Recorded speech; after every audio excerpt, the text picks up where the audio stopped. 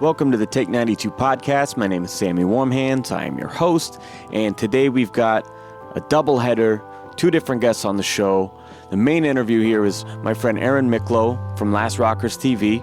You might have followed her on Instagram or seen her in my I Don't Care music video or one of her many, many interviews with great punk bands on YouTube. But first, I've got my old friends Broadway Calls. I had the privilege of seeing them up in Portland over the weekend, and we got to hang out in the van for a few minutes after the show. We got the whole gang on there. We used to play a ton of shows back in the day. When I was in high school, they were in Countdown to Life. And around the time they started Broadway Calls, I started Dead Fucking Serious. So we kept playing shows until they blew up and started touring all over the place. But we're going to talk about old times. We're going to talk about working with Bill Stevenson at the Blasting Room. And we're going to talk about if they have any new stuff coming. This is Broadway Calls. That was the first time I've seen you guys in a long time. Me and Ty were talking, I think it's been since before Adam was even back in the band. So don't call it a comeback. It's a lot of fucking years. I've been in the band longer than I wasn't in the band though, at this point. Yeah, that's true. That's a weird. Which is weird. It's wild. Super weird, right? I don't mean to discredit your role here, but I'm just saying it's been a long fucking time. Yeah. But yeah, I mean, we all met when you guys were in Countdown to Life, and I was doing This Day's End. This is even before Dead Fucking Serious. Actually, it might have even been EPD at the time I met you guys, because you guys played at my high school. I remember that show. Yeah. That show was awesome. Yeah. Super fun. We used to throw a lot of good shows there. I just remember when you guys started this being like, oh, they got a little side project, you know? Never expected all the great records that came after, and man, it's good to see you guys back and doing it again right now. It's fucking awesome. But I guess I wanted to start by asking what everyone else is thinking. Where the fuck have you been? Well, I don't feel like we left. There's been people that have said like, "Oh, you guys are doing a reunion show." I was like, "No, we still play. We're just hanging out." Yeah, I mean, we're just not touring full time. Like we still play. There wasn't a point. I mean, there was a few moments when we didn't practice for a bit, but for the most part, we've been pretty consistent. We've been like hanging out with practicing for a few years. There were people that like friends of mine that never came to watch us or anything. They're like, "Oh, you guys have a show in Portland? Like you're getting back together?" I was like, "No, man. This is we played like a month ago in Portland." You know, we were busy for a long time. Sure. We were like actually really busy for years, and so. Then when we just took some time to get our fucking lives together, you know, like, then it seems like we're just they must have broke up then. Yeah. Think of it in these terms, though. Think of it in these terms. Because Self-Titled came out, what, 2005, 2006? No, 2007. 2007, okay. Yeah. Wow. Self-Titled, 2007. Good News, Bad Views? 2000. That was 2009. 2009, okay. We got Comfort Distractions, take a little 2013. Longer, okay. Yeah. And then now we've been waiting a little bit. So that in that from the outside of the band, outside of the practice space, for sure. You know, Well, that's a long, hang on though. We did an EP. When was that EP? Toxic Kids. Yeah, which 2010. didn't get. I mean. But the EP was cool. I have a lot of people that are like, "Oh, those songs were great," but they just sounded horrible, so I didn't listen to them. I thought they sounded great. See, you guys had the Bill and Jason treatment, which I remember fucking so many years ago, and even going back to the Countdown record you guys did with Paul Miner. Oh yeah. I remember Danny playing me that record in the car at I think it was a This Day's End show at the Wow Hall. And, Eugene, Yeah, and I was hearing that for the first time before it came out, going, man, this fucking sounds gnarly.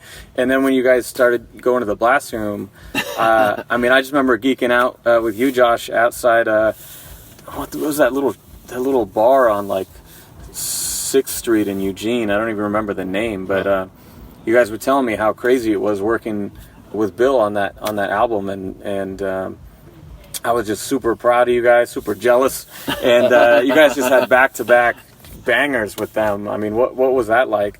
I mean, Ty and I in, I don't know, like 9th grade, 10th grade, our brother Robert, he would budget out, like, okay, if we saved up like $4,000, like, we could do like an EP with Jason and Bill. Yeah. Like, that was 90... I don't know, 96, 7. Yeah. Well, I remember 97. during Out of Touch, like talking with Benty and you would be like, okay, this is the thing, Adam, you need to come up. There's 4 guys in the band. You need to come up with $1,000 so that we can go down to Colorado. I was like, my parents aren't going to let me go to what do you call it? Colorado? Yeah, I can't go there, man. I can't. Yeah. And I don't have I was in the $1,000. same boat too, because like when Dead Fucking Serious did our last record, I was emailing Bill going, all right, can we do this on any kind of a budget? Is it fucking possible, DIY, to do this thing?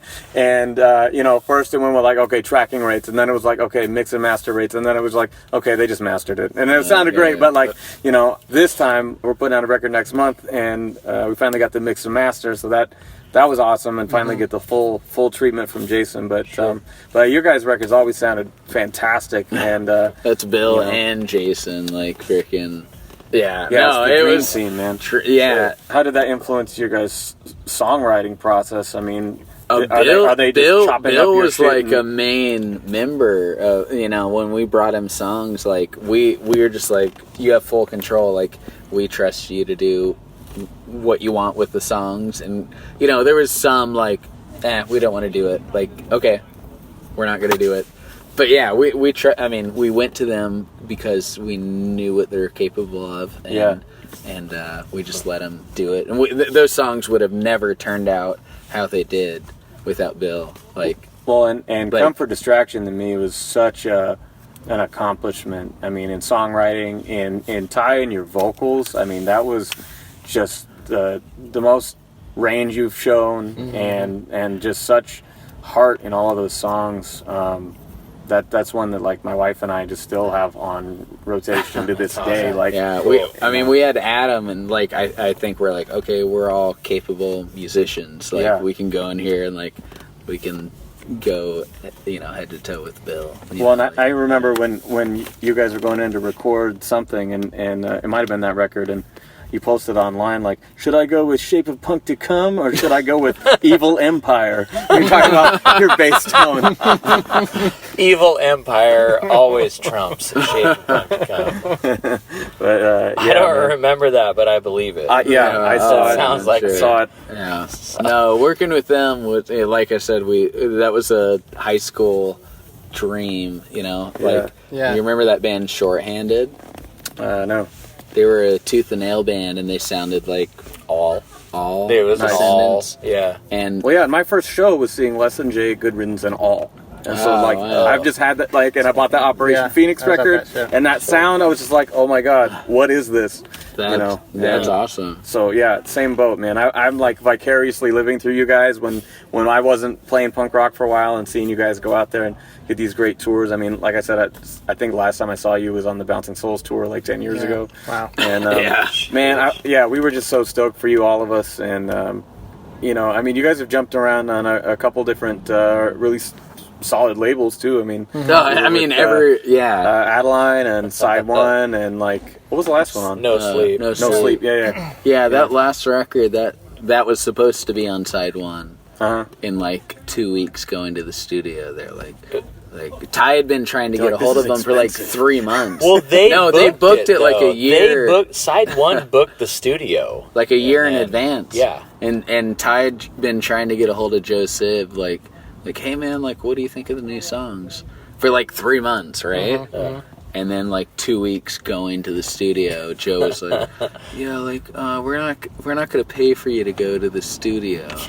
We're like, but you booked it. So we had the studio time booked, and then so we had 2 weeks booked, and then right after that we were supposed to fly straight to Japan to do a tour with Descendants. So it's like, we're not going to cancel. Yeah. We can't cancel anything. Like, we have to do this. Yeah. But now Side One's not going to pay for it. So what are we going to do? Yeah, we had to figure it out. We had to pay for it. Ty and Bill were... Bill doesn't love us that much. No, Bill was like, just tricking, we'll figure it out. He's like, we'll figure it out. We'll figure it out. We'll work it out. Yeah, we figured it out, and it came out, and we had a blast. That's awesome. We had a blast recording it, Dude, I bet you did. I really wanted to see the Descendants reunion show you guys did up here. And that sold out in like fucking 5 minutes or something. Yeah, that was a goal. Like, go play it Roseland. Like, Yeah, right.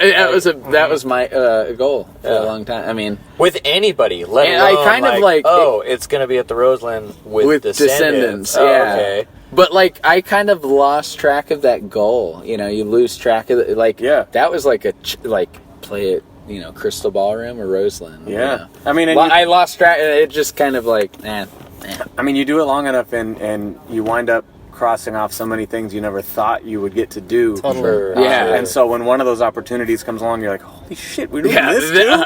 Fuck, that was like my first goal. Yeah. For sure. So I know you guys have got places to be. We're just all kind of crammed in the back of the turned off van right now. Sure. But Hey, can you talk about what?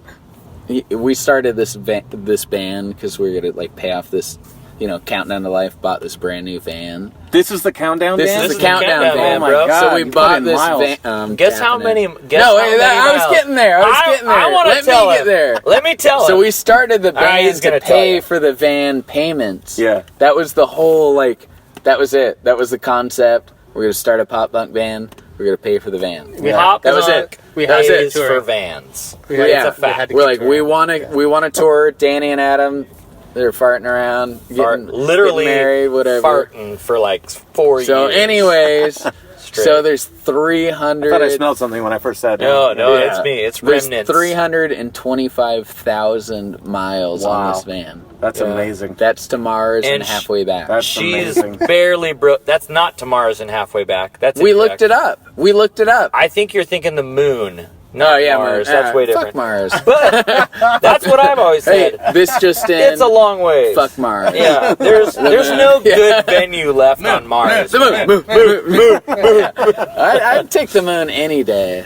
There were some songs on that record where Bill was like, "Oh yeah, this is gonna be like lunar release." We're like, "What does that mean?" He's like, "That means this song ain't going on the record." Like, The lunar we'll release it on the Yeah. moon, but that's it.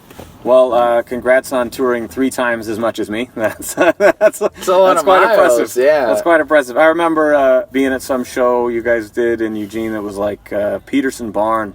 I think Crosby was in a pop-up band called Mascot at the time. I was talking to you guys at that Yeah, show, I remember and you that. guys were just crushing it on tour, and like me and Cros were doing the hip-hop thing for a few years at that point, and we're just trying to find our way, and I was like, man, like, how are you guys getting on like Warped Tour? How are you getting all this shit, you know? And like, so I mean, you guys were like way ahead of us on the touring tip, but once we got our legs, man, it's just been a grind, you know. But it's something that, I mean, it's a love-hate thing, but it's still great, you know. Yeah, definitely. All right, so I know you got places to be. I just want to talk about. Ty said you got some new stuff up the sleeve. You know, we saw a little bit on did we play a the little Bridge, bit the tonight? Bridge City stuff. Oh, we didn't do any night. Yeah. I missed the first 10 minutes of your set. Oh, we did the do first one. song. The first song we played was a new one. But for the Bridge City stuff. So what's the goal here? Is it just still write and see what happens, taking your time with it, or do you have a goal in mind? No, we have like 8. We have about 8, but we're just gonna keep writing, and our goal is to record by November, December, Nice. and then we want it out like April. So we'll see So some 2020 new Broadway calls next we want year. summertime. Yeah, That's exciting. Yeah. That's exciting. Red Scare. Yeah, it's on Red Scare. Yeah. It's Oh, scary. all right. Yeah. Just hooking at All right. Toby's. Yeah, no, yeah.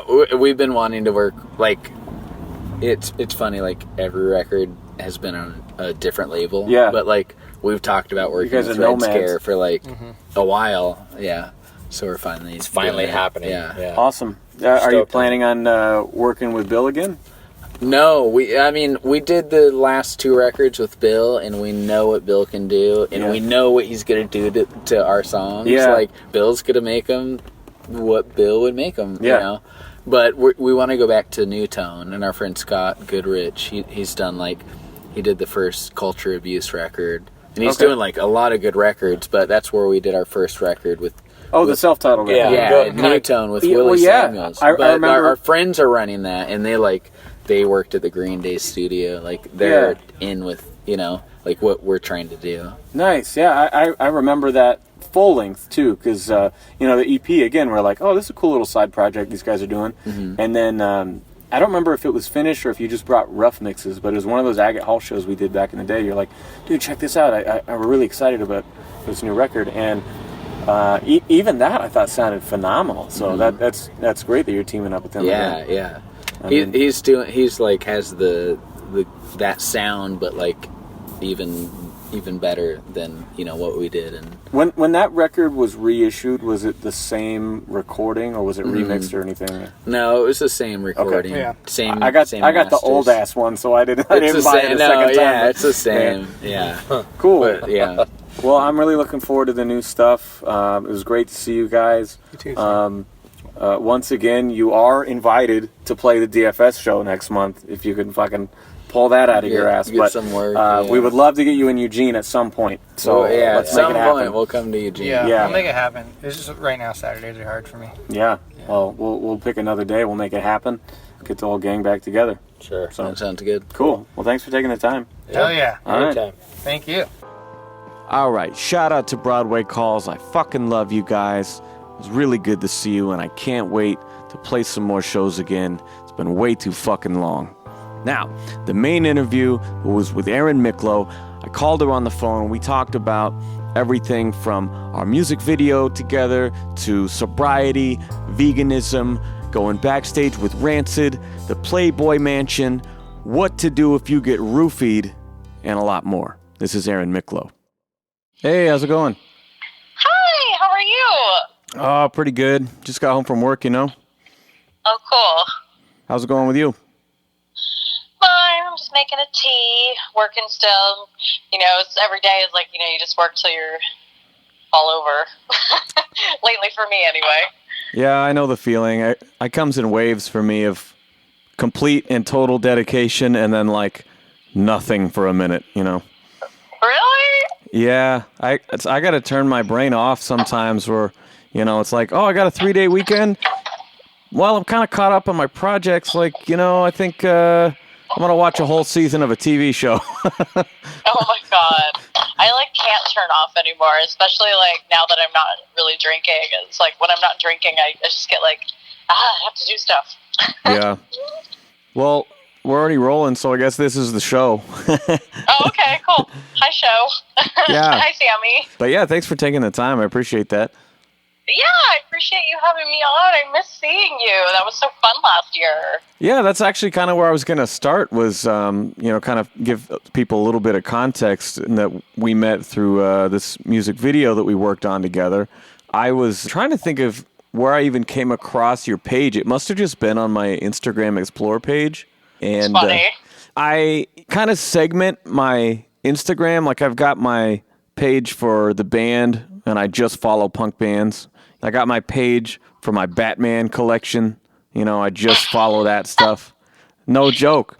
And then, my personal page, honestly, I summarize it by saying kitties and titties. And what I mean by that is, when I first got Instagram, is because my wife would be like, show me your phone. She'd be like, oh, you'd like this.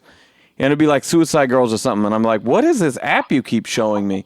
And then I found all these great dog memes and cat shit. And so this is just like my turn off my brain place for entertainment, And then I came across somehow one of your pictures with the Liberty Spike and, the custom clothing, all the DIY shit. And I was like, who is this?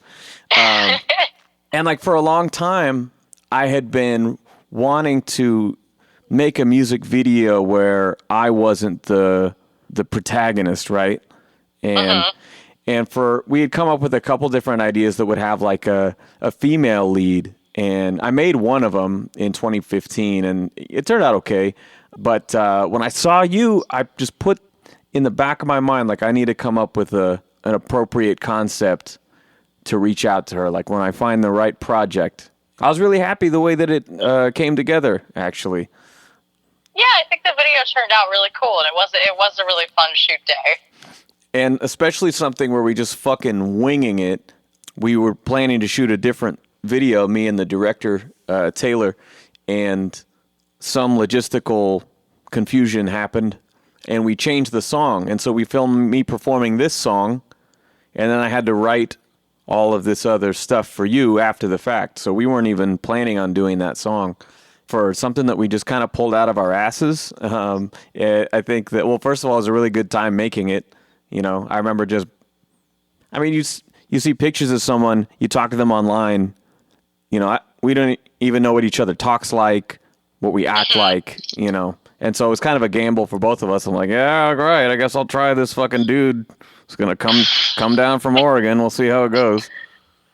Well, yeah, I mean, working as a model, I've had so many weird jobs, and working with you, you were extremely professional, especially for having like next to no crew. It was just you and your friend that was helping assist, and you guys were more professional than like large sets I've been on where it's just been like complete shit shows. It's like, oh God, I can't even deal with this right now. Well, that's good. That's good, because I remember, like, especially a video where the premise is sort of getting dressed in a scene. And so I was like trying to make that as comfortable as possible and not, nice to meet you, my name's Sam. So we're going to have you getting undressed in here. Well, I think like when you're a model, it is what it is. Your body is your job. And I think that having that profession, you just get really used to it. And when I started to do more acting stuff, it's really funny. With acting stuff, it's very odd. They want you to be more covered up until they want you to be like fully nude. Yeah. It's very, very strange the way that casting stuff like that works. And like with modeling, it was always just like, okay, like you shoot in your underwear. That's kind of just what it is. That's what people want to look at, unless it's like clothing stuff, where you're modeling for clothing companies. But when it's more like editorial pieces and stuff for magazines, or even nowadays with stuff for social media, it's all about like, showing skin, because that's what people want to look at. And it just becomes very normal to you. And like, I actually kind of celebrate it. Like when I get to do shoot days and stuff, it just makes me feel really good about myself. It's a confidence thing, because there's like, nice lighting and nice cameras and all of that. And it's like an inflated version of yourself. It's not fully real. It's somebody else's fantasy or imagination or whatever. Yeah. I mean, in a way, we're all, especially with social media, using some sort of heightened version of ourselves. But I think it's awesome that, you've got the balls to get out there and do that. Because a lot of people, and models are no exception. I actually, years ago, I wrote a song called Crisis of Conscience, where I was talking about, like, I consume this media that, also influences negatively the women in my life and feeds into their insecurities and stuff like this, and I was like torn in how do we live in this hypocrisy of like, well, what's empowerment, what's exploitation, and what's healthy and what's not. And I don't know. I just think that it's cool that you're just owning your own shit and doing it your own way. I was glad that we got to do that collaboration. Thanks. Yeah, I think we're in a time right now where there's really becoming a lot more acceptance, because like, fashion magazines for forever and ad campaigns and all of that has always portrayed women a certain way, but we're in a time now where they're really starting to embrace that beauty comes in all different shapes and sizes. And I think that's really awesome. Like you'll see it on the mainstream fashion stuff on runways where they're using bigger models that have different skin defects, and things like that. I think, and with so many, influencers, they're all talking about body positivity and mental health awareness and things like that. So I think it's just like a really good time to be alive right now. And like women's equality is really pushing forward in this time.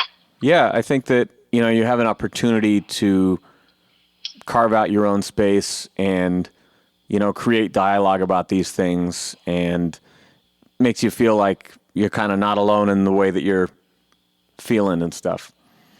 Yeah, and and then too, when you have like a crap day, Instagram has like 10 million filters that kind of make you feel better. As horrible as that is, it's like, it is kind of nice. Like, so I sometimes, when I don't have makeup on and stuff, but I want to spread a message, instead of like spending the time to put a face on, I'll just like put a filter on. It's wonderful. I don't know why, but I think I've just watched too many fucking David Fincher movies or something, but I'm always on that Hudson and that cool lighting. I always have to do that. So one of the things that struck me in meeting you was we were working, but we were also moving around, scouting locations, and kind of zipping around Hollywood. And we had so many stories, each of us, just about going to shows and how much we loved that. And you were doing the Last Rockers TV segments where you're interviewing all these great bands. How did that come to be? I heard you on another show recently saying you had sort of been hired to do somebody else's shows, and why don't I just do this myself? I mean, how did that become the version that we know now in you going, I'm going to go interview bands, I'm going to reach out and make those connections myself?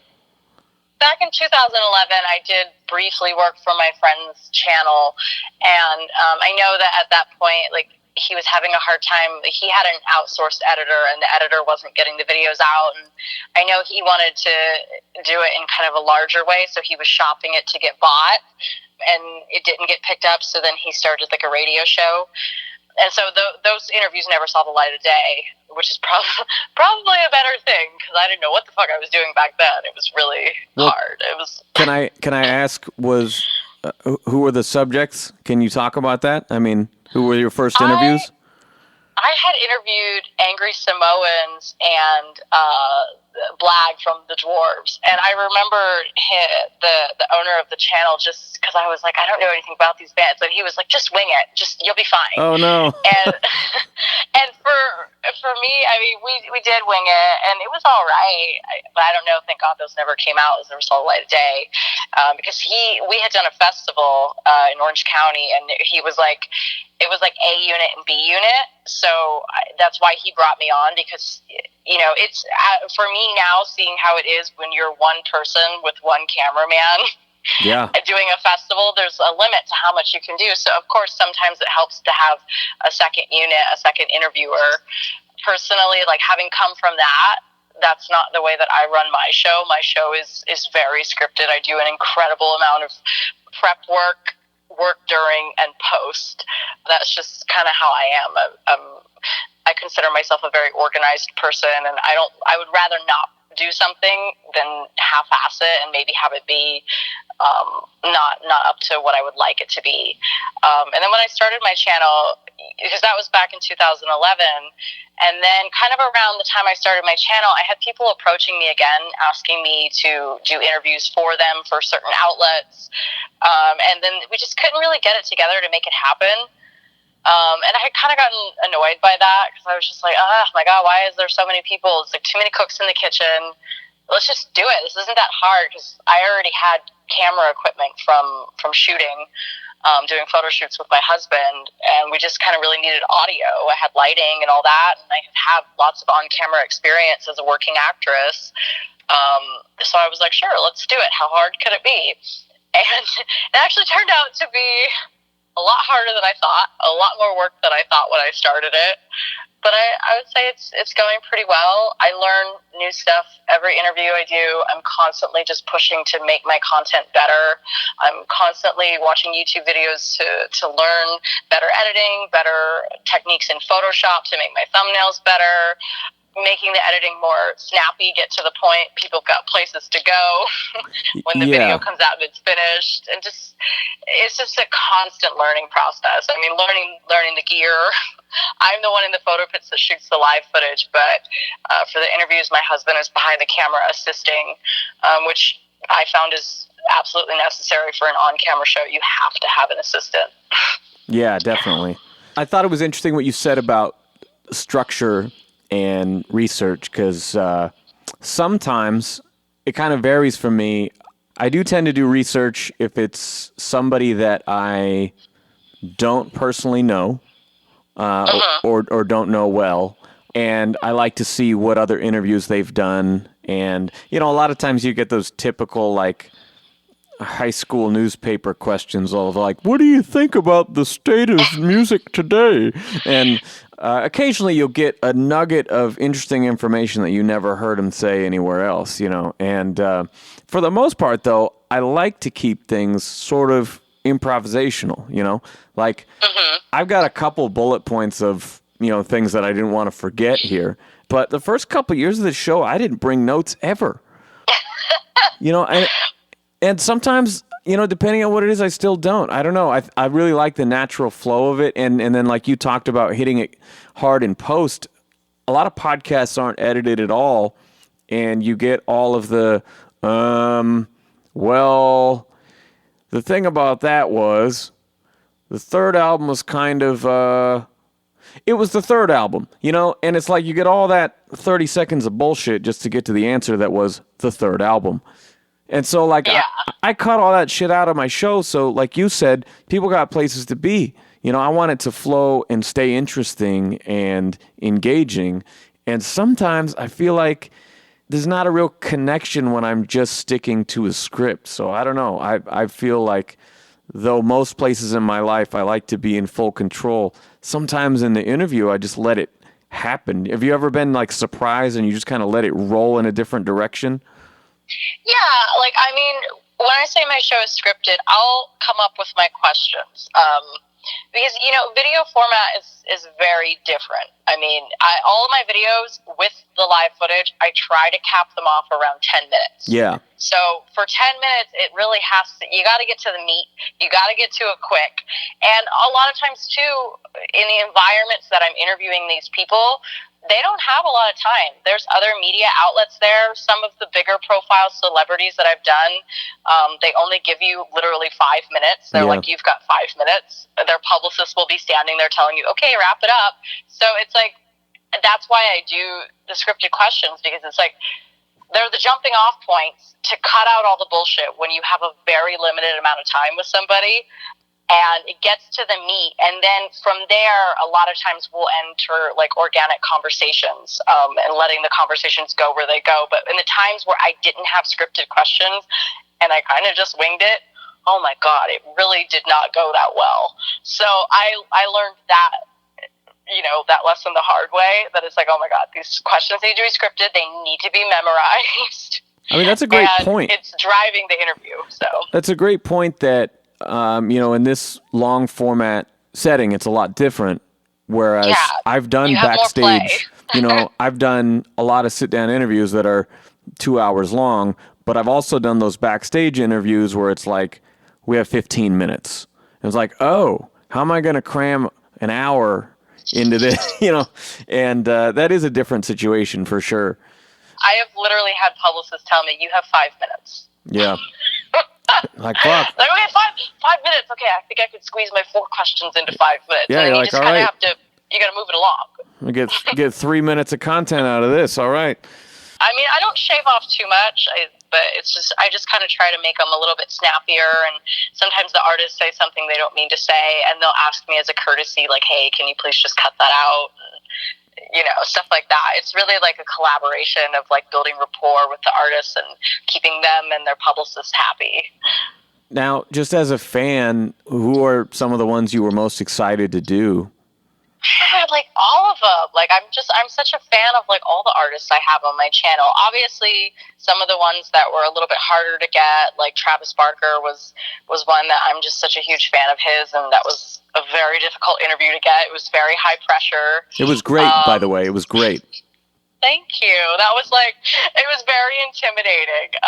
And that's a situation where, again, I rehearsed really, really heavily for it, because when you have those outside things like nerves and there's all these other people watching and there's all this stuff going on and you have a very limited amount of time, your questions better fucking be rehearsed. And because of those other outside things, there were some questions I had rehearsed that I didn't even get to ask because I was just like, Yeah, understandably so.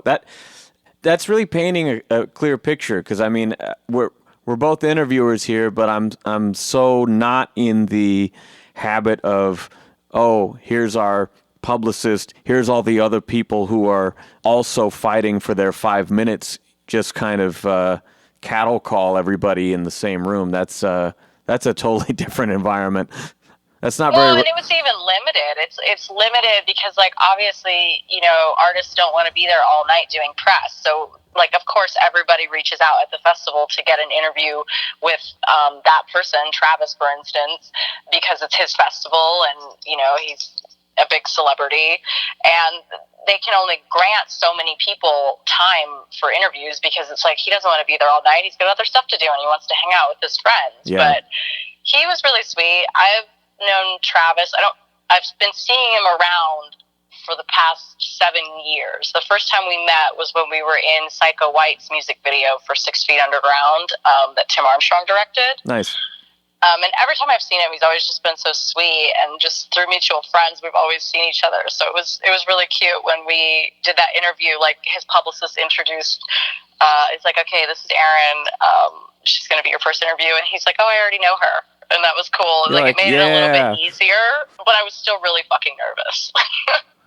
Well, that's nice that he made the effort to even say that and put you at ease. And well, he jokes around. He's a cool guy, and his actual persona is very close to his persona that you see on TV and the internet and whatever. He's just a really humble person, and really kind to his fans and press and just everyone he comes into contact with. I've never seen him be rude to anybody.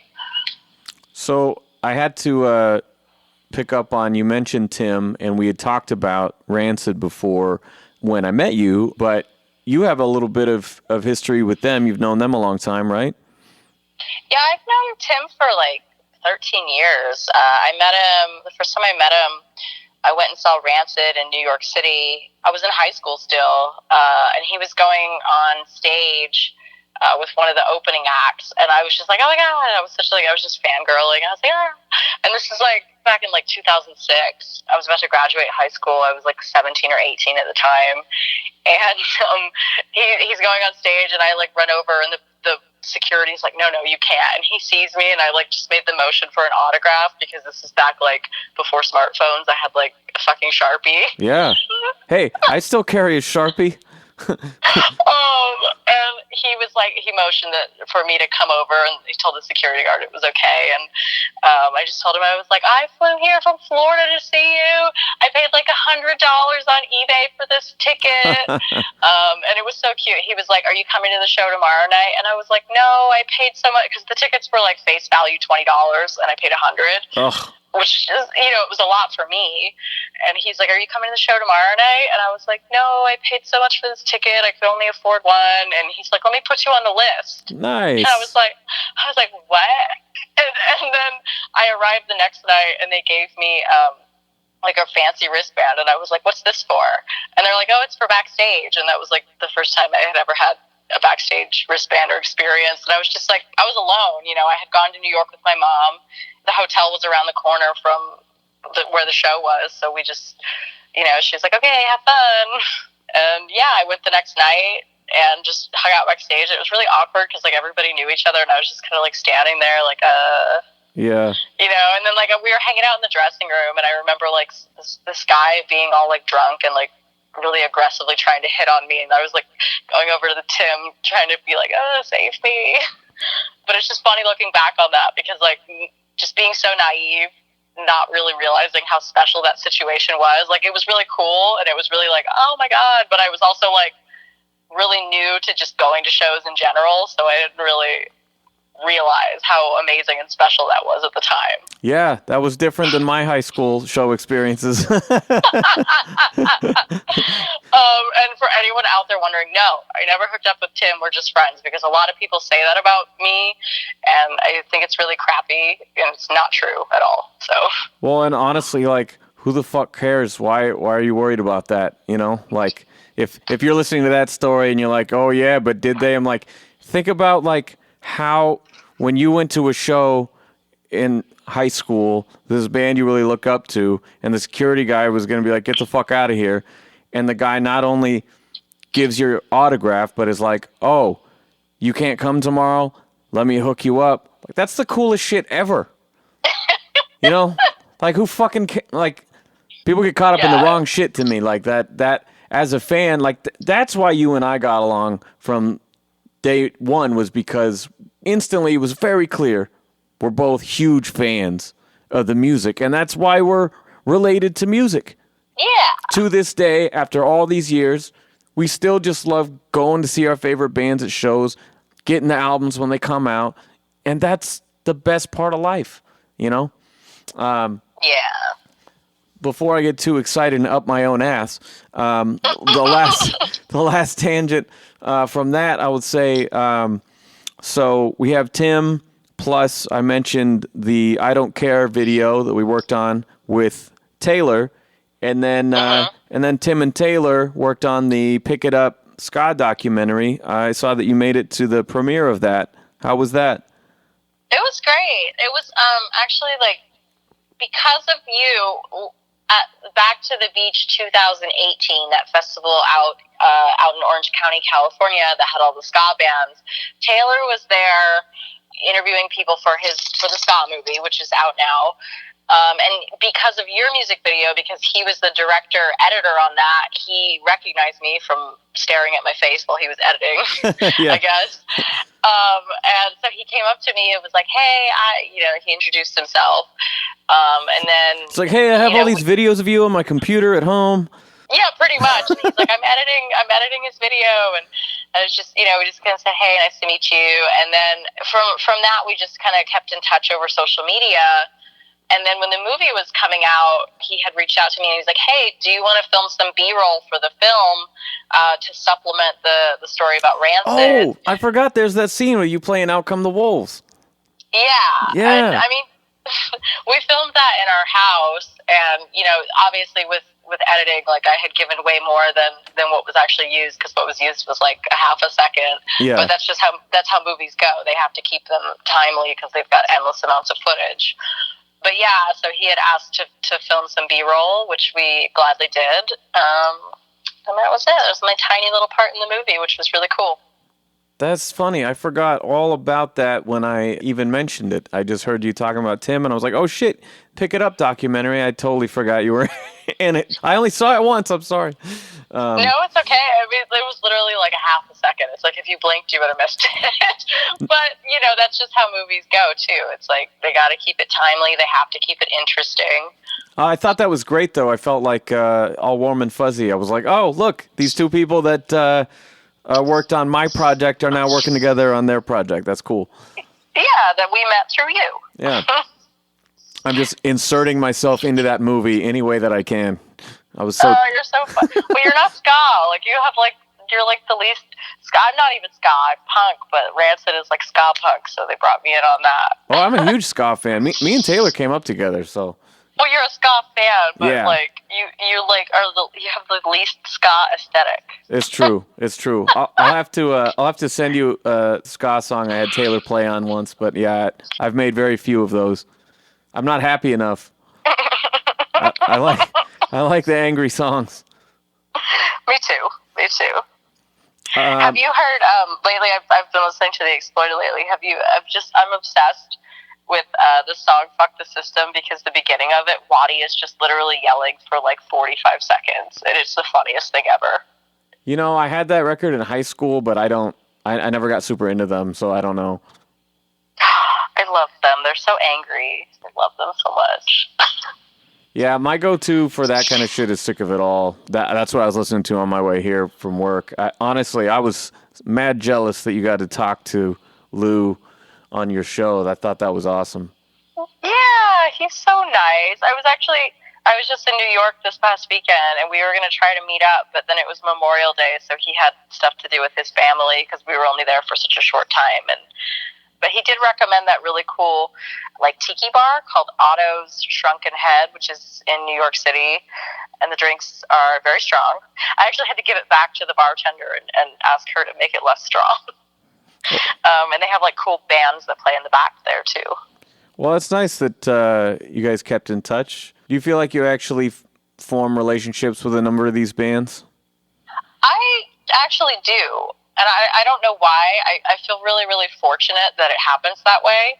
And I think it's really cool that it's like they want to be my friend. It's like, oh, you like me?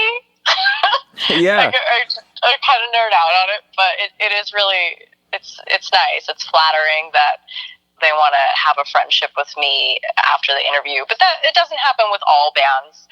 Only some of them. And I feel like it's just the ones where, I don't know, maybe we have stuff in common and just the vibe, or who the hell knows why.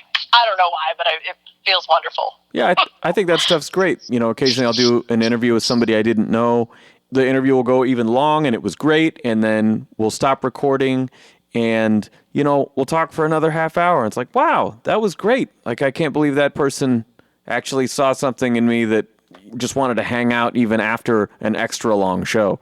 That's nice. So I wanted to ask you about something you posted about the other day. You went, it looked like a few years in a row, to the Playboy Mansion. How did that come about? That's pretty cool. I had done a modeling job, and I met one of the other models on that job, and then she was like, hey, I'm having this party, come to this party. And then I met her other friend, and her other friend was later like, oh, I go to Playboy Mansion parties all the time. Submit your photo to Jenny at the mansion, send a hard copy photo, and tell her you want to go to the parties. And I did, and I was coming back from Mexico, so when we went over the border and switched my phone back on, I had a message from the woman, Jenny, at the Playboy Mansion, and she's like, hey, do you want to come to our Midsummer Night's Dream party tomorrow night? Let me know. And the party was so fun. That was one of their biggest parties of the year. Yeah, like if I'm not like a huge follower or anything, but I know enough to know that that is a big deal to be invited to that. Yeah, it was really fun. And again, this is where it was just like totally normal. Like the wardrobe, the attire was lingerie. And it was just like, okay, cool, no big deal. Whatevs. I go out like that all the time. Yeah, the most awkward part of like being in the lingerie was because unless you were like a celebrity, you can't drive up to the mansion. There was a parking structure that was like a mile or so away, and they had buses there. And you would get, the wristband situation was like crazy. You get a wristband, because the check-in was at the parking structure. You would get a wristband that had a computer chip in it. They would scan you in. Wow. And then you would get on the bus, and then when you'd get off the bus at the mansion, they would scan your bracelet again. But the most awkward part would be, it's like, I mean, it wasn't so bad when you were arriving, because everybody was in their underwear and everybody was waiting for the buses, but at the end of the night, when you'd be going back to because you weren't allowed to call taxis or anything to the mansion either. You had to go back to the parking structure unless you were a celebrity.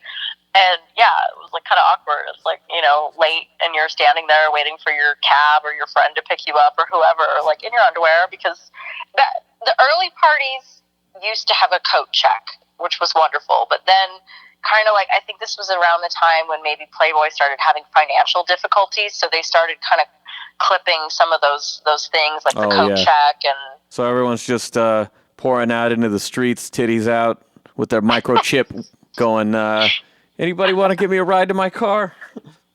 Oh, God, they were really fun parties. I went to parties there from, like, 2008 to 2014, and it was a lot of fun. They were really good parties. The only one that wasn't fun, I got roofied at one of them once, which was really not fun. Oh, my God, it was awful. Were you with someone who was looking out for you, or...? Well, so it was so weird. My body's always been really good about detecting something wrong. Like, it was always open bar there at the mansion parties, so I never accepted drinks from anybody. Yeah. And I would always keep my hand over my drink, too. I would never set my drink down because it's like it's open bar.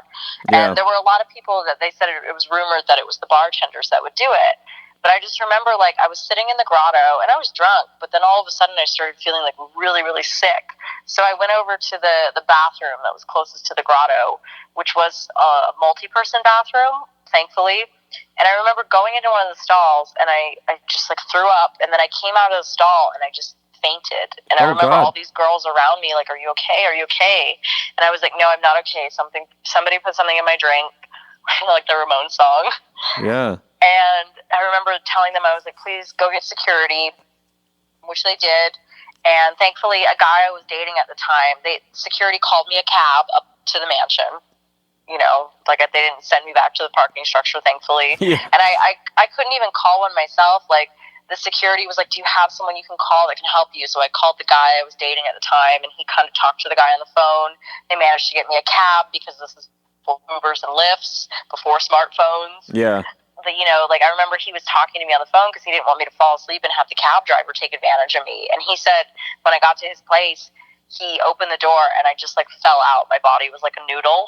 Jeez. And he said I just kept saying to him, like, I just want to feel something, because you don't feel anything.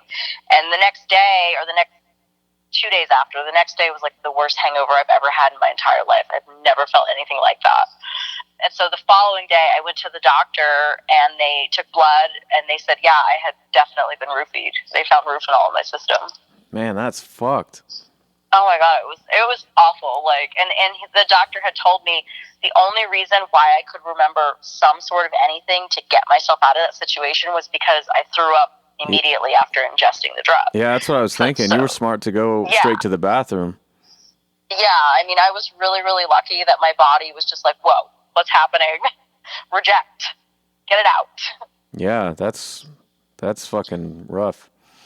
It was crazy. It was such a crazy experience. But it's like, check that one off the list. Ever been roofied?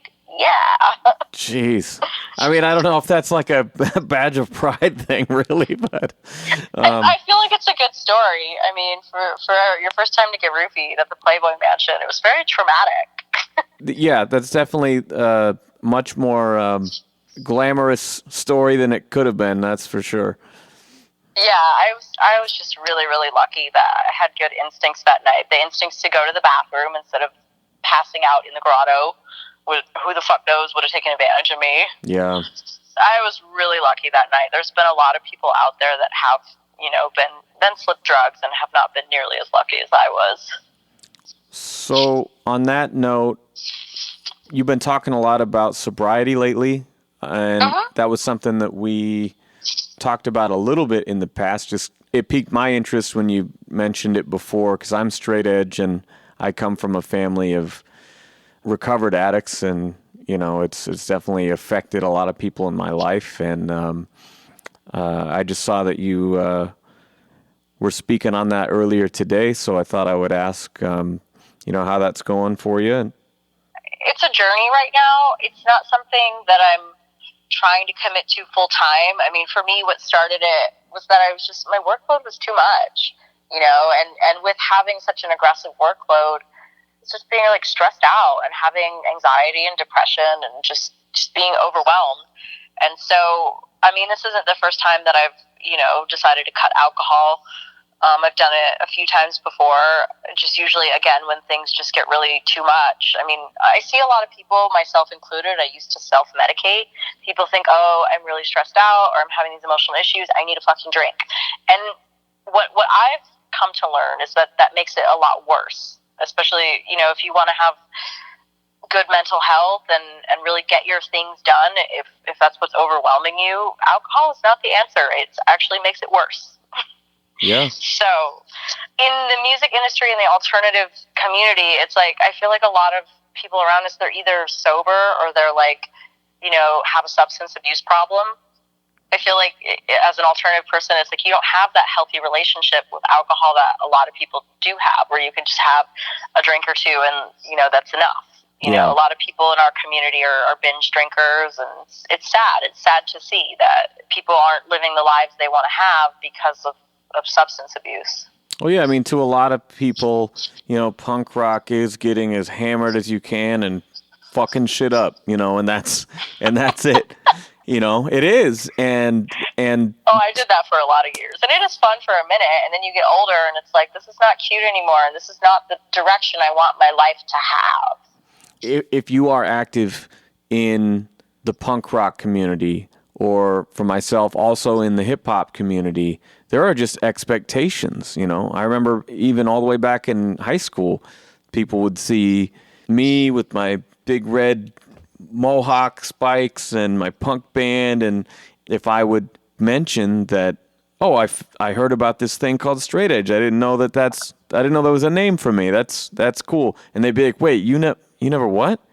But you would totally. I'm like, what? No, that's, or like backstage on the rap tours, everybody's lighting up what they got. I'm like, I'm gonna take a walk and call my wife, and I'll see you in an hour. And it's so weird for you to not do it. People look at it as so foreign to not do it. I mean, I don't think so. Lately, I don't know if it's just the people that I'm around, but I feel like lately, like at least here in California, most of my friends backstage at shows, a lot of musicians, they're sober or they're not partying, or if they are, they have like a beer or two beers. It's people like I'm starting to feel like I know more people that are sober than they're not, and maybe it's just because of my recent sobriety or like drinking less, is that surrounding myself with those people, because I do know people and they're just like balls to the wall, like pounding drinks, doing cocaine, smoking weed, and I'm just like, ugh, I don't want to be around this. Go away. Yeah. I mean, do your thing, but it's just like, I don't want to be around this. I'm getting too old for this. I don't want to be around cocaine. I don't need to be around shots and people throwing up and like passing out. Like in New York City, we went out and it was just like, one of our friends couldn't keep his shit together and he was like falling asleep on the toilet and the bar was telling him he needs to get out. And it's like, come on, dude, we're too old for this shit. Come on. Pull it together, man. As someone who, I don't get sick that often. So, I might go like 5 years without throwing up. And then if I see someone who's in that state at a show and I'll be like, wow, that's just part of your like weekly routine, isn't it? Like, that's just how you live. That's fucking crazy. Like, I can't imagine putting myself through that all the time. Well, I think it comes from I'll be honest, like, before I started my channel is what gave me real purpose and what made me kind of, put in more sober time. I mean, it gives you purpose. You have something to do with your life. And I from my personal experience, when I used to drink really heavily and dabble in drugs and stuff, it's because I was like, what am I doing with myself? I didn't have direction. I was working as a model and an actress, but, sometimes the work wasn't always regular. And so in those downtimes, it's like, what's my purpose? You're just sitting around waiting to be hired. And since starting my channel, it's endless amounts of work, but it's very fulfilling. It's like I'm doing all of it. I'm the director, the producer, the face of the channel, I'm the editor. And it's just given purpose, supporting the scene, sharing these bands' stories. I don't know. And I think people that do that, it's because they don't have direction. They don't have purpose. They don't know what to do with their free time. And that makes sense to me. I mean, I'm a person who, if I get in a rut, I eat my feelings, I have those tendencies, I still have those issues, even though I've channeled them in different directions. And if anything, I feel that my greatest gift in life is I've always known who I was and what I wanted to do with myself, Yeah. And so I can always focus on the next 3 records down the line and tours and videos and whatever comes along with that. That's just always been my trajectory. So I do look at people who kind of floundering and what's my major? I've been here for 2 years. I don't know. And it's like, I guess I'm going to get married. I don't know. We've been together long enough, right? And just, I look at people's life decisions and I think, how? And so maybe that explains part of the thing that I don't get is like, when I'm going, how are you making these decisions? How are you floating through life like this? Well, that's why they're self-medicating, because they feel the same way. I don't know. Yeah, I think people do it for all kinds of reasons. For a long time I did it because I had a really fucked up childhood, and you don't really know how to process those feelings, and so people do it for various reasons, and I think it's like really coming into your own, working on yourself, working on your issues, and getting really healthy mentally and physically. It gives you purpose, and you find the reasons. Don't get me wrong, like I don't know what the future holds. I don't want to set it now. I don't know if I'll be a permanently sober person, but for right now, I'm really enjoying it. And over the weekend in New York, I had a couple drinks. I kept it low key, but yeah, I felt the difference. I didn't feel wonderful after it. After you feel what it does to your body, but I don't think I'll ever want to go back to abusing the way that I used to. It's hard because what happens is like when you first start to get sober after heavily abusing drugs or alcohol, it's difficult. I remember after a couple years ago when I really was just trying to better myself, like around the time I started my channel, when my channel wasn't quite as active, the withdrawals from alcohol after drinking so heavily for such an extended period, and drinking like nearly every day very heavily, because you feel like shit when you wake up. So, okay, it's like, when's it time to start drinking again so I can stop feeling shitty? The withdrawals from it were just so intense, because it's also the emotional withdrawals that it's like you really have to face all of your problems. Yeah. Which can be really a lot. It can be a lot for people. It was a lot for me. And not really feeling like I had the support from it. I kind of had to do it on my own. Like, my husband didn't really know how to deal with it. He wasn't really there in the capacity that I needed him to be. I don't really have relationships with my family. My mother wasn't really either there for it. So it was hard to do it alone. And what you're saying about withdrawals, too, is very real. I had a friend who, he was going through a divorce and tried to quit cold turkey, and it gave him seizures, and he had to go to the hospital, and they told him, like, if you go back on, you're dead. You've done your time. You need to, like, kick this now, or, you're in bad shape. And, that was a dude who always had a whiskey glass in his hand when we hung out, and, it was just like a huge wake-up call that was like, okay, it's time to change. And not everybody's that way, but that was the image that popped into my head when you said that, was how real that can be when someone's trying to make that change. Yeah, I mean, I'm really grateful it was never that severe for me. I think just because I started young and started the sober path young. But I remember that night I had gone to an AA meeting. And personally, AA meetings are not for me. I don't want to knock it for anybody that works for, but I've been to lots of them, and I don't connect with them. It's really, I just don't. Oh man, I really can't. I'm not down with it. It feels like church to me. Yeah. That element is definitely a make or break it sort of thing. Yeah, I mean, it really works for a lot of people, and I have friends that they just really love it, and that's wonderful for them. But for me, I did it through just my own willpower and my own drive to meet the goals that I have. But that night, getting home from that AA meeting, I think it was like 2 days sober after drinking for months, almost every day. And drinking to the point where I'd wake up hungover every day, which was horrible, again, because not really having that direction, because this is before my channel really got started, when it was still coming up. And, like, getting home from that meeting and just being laying on the hardwood floors of my office in just, like, the fetal position, just bawling my eyes out. And because my body, like, physically hurt, you know? Yeah. So it was terrible, but it's like if you can come out on the other side of that, you're much stronger for it, and those experiences are there, which I think is important to have had them, because it makes you wise, and it makes you remember those things and not want to be back there again. Yeah, I feel like you learn the most from your losses. Like, if I'll bring it back to Batman, why do we fall? So we can learn to pick ourselves up, and it's so true. Every good record I've made is because I made a bad record and I learned how to do it differently, stuff like that. Yeah. Personally, even though I talk about being straight edge and that stuff, and occasionally we'll write about it, I don't like wear X's at shows and shit like that, because I don't even want to, like, get into it.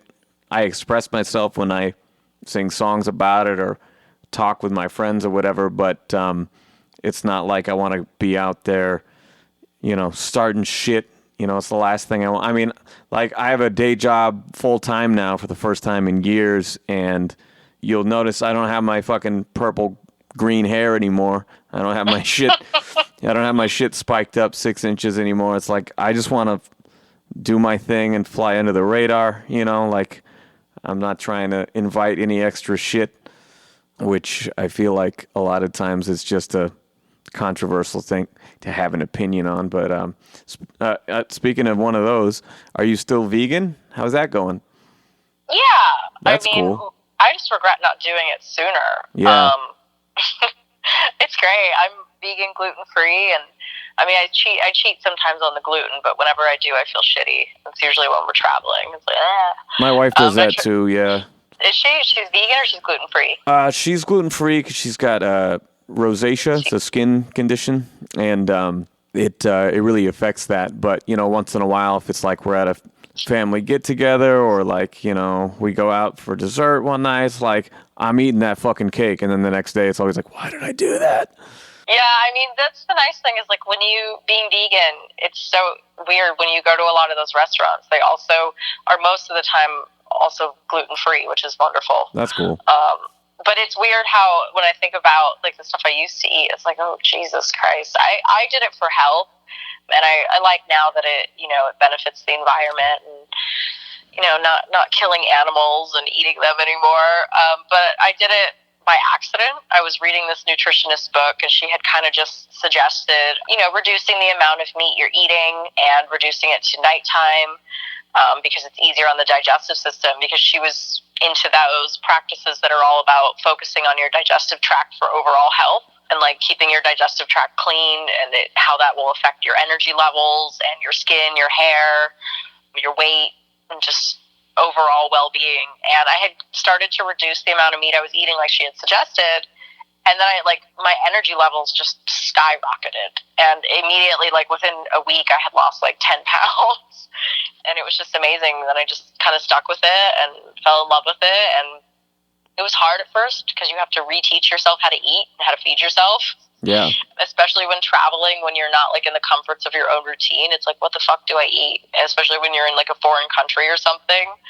But once you get the hang of it and you have the knowledge of kind of where to get your protein sources and, you know, the types of foods to eat, the types of foods that have milk in them, like milk is like snuck into everything. Yeah. You don't realize that until you start reading labels. It's like sugar. It's just in, like, why is there sugar in my bread? You know, it's in fucking everything. Yeah, and that's the thing, is like it's weird because it's like once you're vegan, it's amazing how much healthier everything is, not just because you're eating plants and vegetables, but with a lot of vegan foods, they're not highly processed or have all those added sugars that, you know, non-vegan foods do. So I look at it as an aspiration, as like a goal, because I am very much like a carnivore with a guilty conscience. I'll put it that way. Because, like, you know, growing up, I was always just, like, very plain meat and potatoes guy. And my family, too. It's just what society tells you. Yeah, but, like, I'm talking never had a condiment, would not eat the side of vegetables, get that shit off the top of my burger, you know, and I never grew out of it. And so here I am at 33, and I'm hearing stories like yours. I'm hearing stories like my friend Carnage. We went on tour last year, and he had lost 75 pounds going vegan. Yeah. Yeah, and it's great. And I love animals. I'm a big dog and cat person, and I hate that I support that industry with my money. And yet, I don't like anything. And so I've come across more and more. Oh, yeah, I remember you saying that. Yeah. You're like, you're a picky eater. Yeah, big time. And now I feel really lucky that we're at a time where I used to make fun of my vegan roommate, you know, like 10, 15 years ago. Like, what the fuck is quinoa? You know, like, what are you eating? Yeah, I used to scoff at vegans too, and now I am one. Yeah, I'm like, what are you eating? You know, and, or like, oh, you eat so much fucking tofu. That shit smells. Get out of here, you know. And, I'm like, don't you want a steak? Come on, have a steak with me. And I was just a dick about it. But now there's so many meat substitutes, you know, those Quorn brand or like Morningstar or, you know, there's so many of these great things that now I'm finding I can eat. And so I'm like, I would say 3 meals a week, having vegetarian meals. And honestly, I did lose like 8 pounds doing that, even partially. And that wasn't like the goal for me, but it was like, oh, cool. I didn't like this gut that was growing here. That's nice. It was just a little bonus, but I consider it something I'm going to keep striving for. You know, my wife has a lot of history in her family of breast cancer. And so we got to be careful of the meat substitutes that have a lot of soy in them, because they raise estrogen levels and stuff.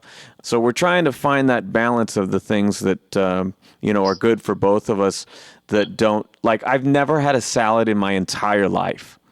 That makes me, like, sad and disgusted to hear. I'm so sorry. That's awful. That's so awful. No, I get it. It's fucking weird.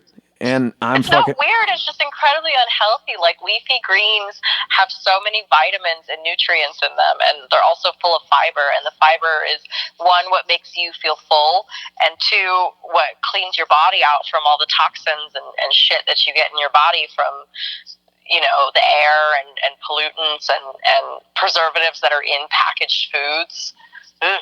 And see, logically, I can appreciate that, but but you don't want to eat it. But you're eating like grass, basically, to me. That's, like, if you look at a sign and there's a bunch of different language translations, your eye is drawn to the ones that you can read, If I'm looking at a list of food, I don't even see that shit as food. My eyes just go to the chicken. No, okay, you gotta peep my Instagram stories. I made a highlight on my Instagram of vegan, and I do that because I used to think that way, because people, they don't have the knowledge. They're not knowledgeable about it. So it's like, when do vegans eat salads? Yes, I do eat a lot of salads, but they're like yummy salads with really yummy dressings and all kinds of like loaded stuff on them, because you have to get protein. Like, it happens a lot that when we travel to foreign countries or whatever, you'll get a protein deficiency because of stuff like that. They think, just throw some potatoes at it or pasta, and it's like, that's not where vegans get their protein sources. Like, you do need protein. I mean, we are in a very protein-centered society where people are overdoing their protein. You really don't need that much, but you do need it, or else, that's when you kind of get all wafy and like sickly looking. Like last year when I went to Italy, it was like there was nothing for me to eat. And if there was, it was just pasta, which there's no protein in that. Yeah. And like, I had taken a picture. My husband, Joe, was like, he was here in LA. I went with a girlfriend, and he was like, you look scary skinny. You need to eat. And I was like, I know, I'm starving here. There's no food for me. Yeah, that's how I would feel. My wife loves traveling. She's gone to Europe. I didn't go. And she's like, you got to come out there. I was like, I'm afraid, though. Like, how am I supposed to tell people in another language that, like, yeah, but I don't eat half of this shit. I got to order it all fucked up because I'm a 5-year-old. I was like, what am I going to do?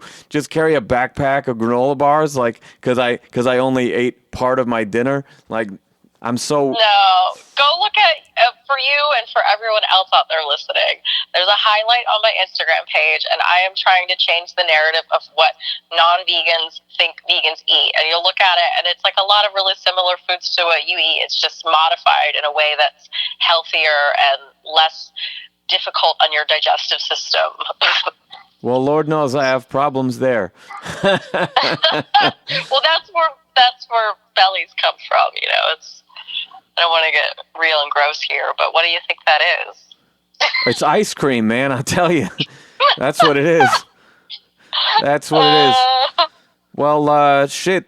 I don't know how we got so far off on food, but this was a great talk. Part of the reason I wanted to have you on was just that, I like your interviews, and, another part was just it's been like a year since I've actually seen you in person, so fuck it. Let's chat.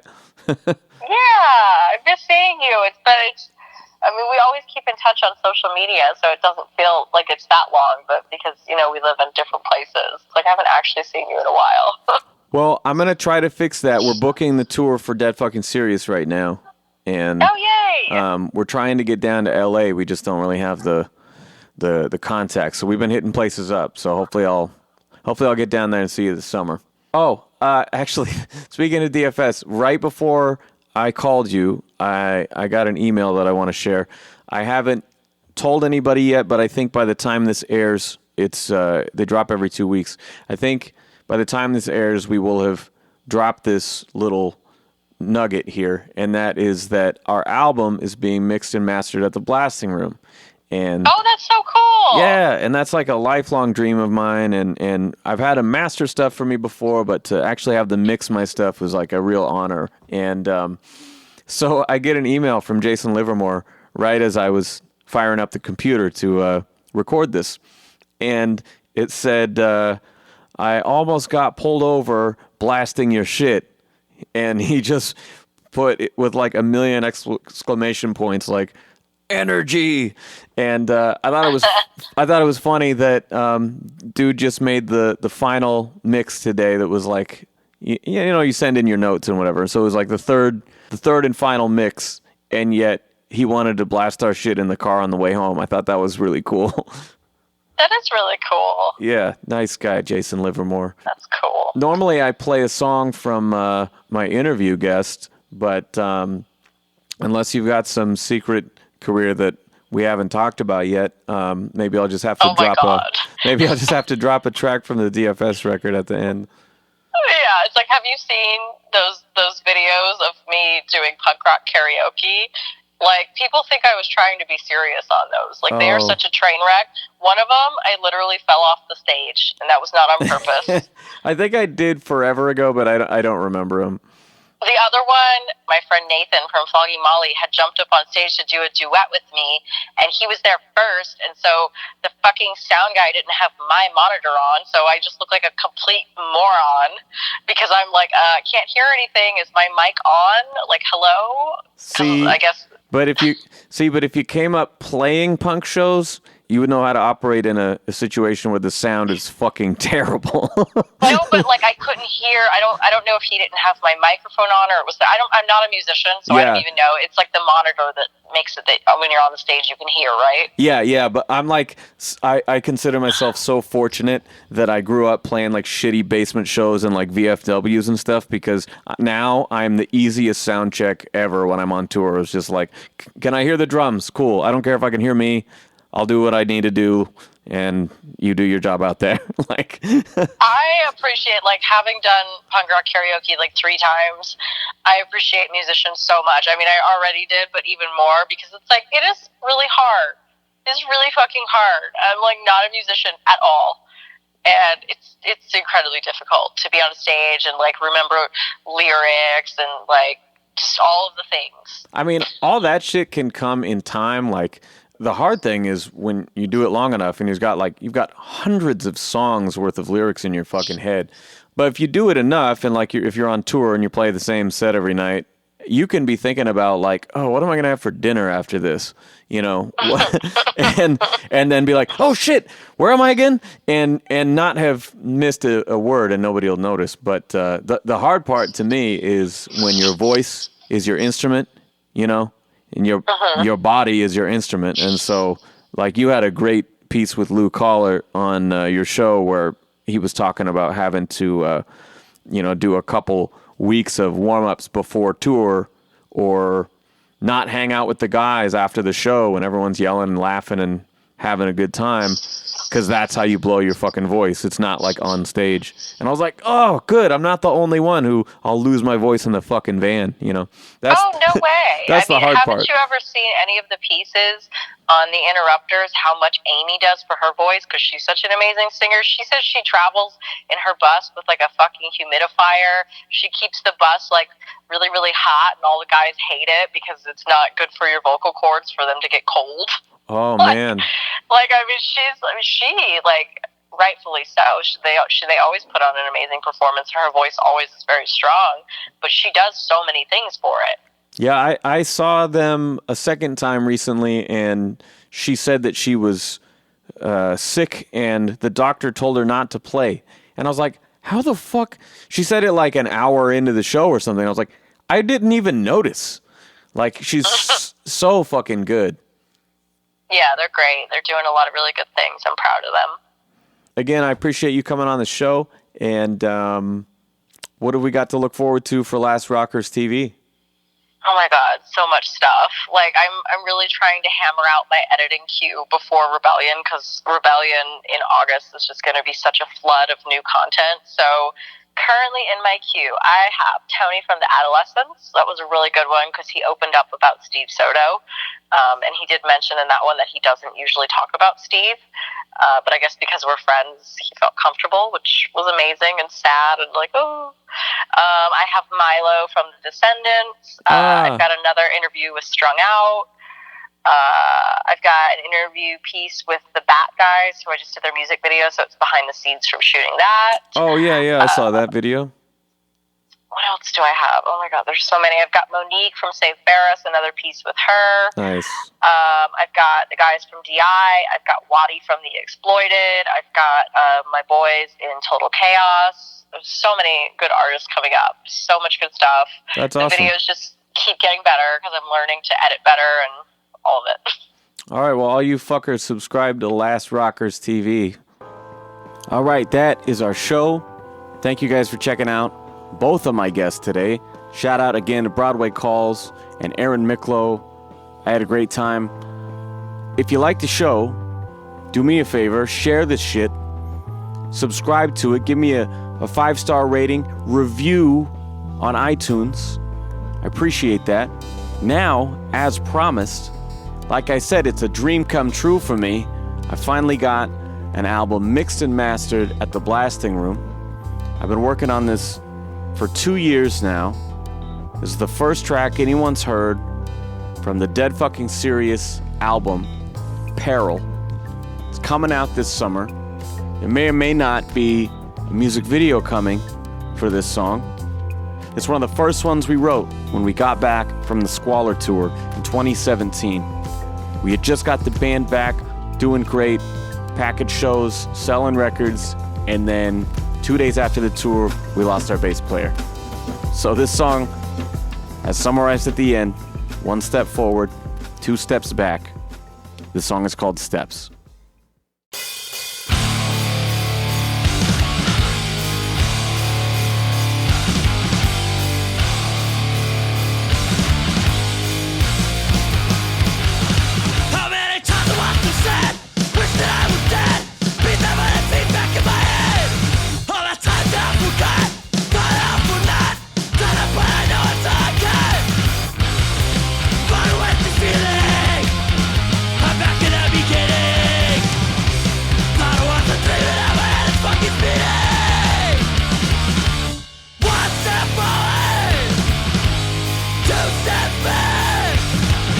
Yes, that's the whole song.